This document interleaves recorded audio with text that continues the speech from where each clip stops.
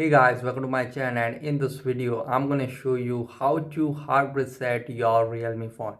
Okay, to perform a hard reset, first press and hold the volume up and power button together. Now slide downward to power off your smartphone. Okay, now it is successfully power off. Now press and hold the power and volume down key together for a few seconds. Just press and hold it, and when the Realme logo appears after few seconds, release it.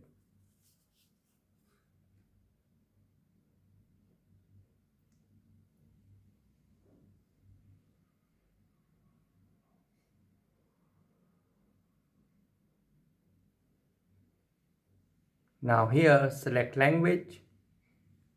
So you can see it will send you in recovery mode. Format data, reboot device and power off is available. So here simply go to format data.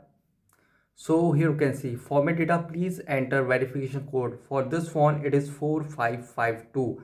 So enter it 4552. And here you can see on bottom format data, all user data will be reset. Now simply tap on format.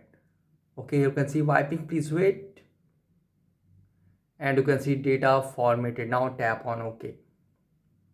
So guys, this is the method to hard reset your Realme phone easily. Guys, thanks for watching. If you have any query related to this video, let me know in comment section below.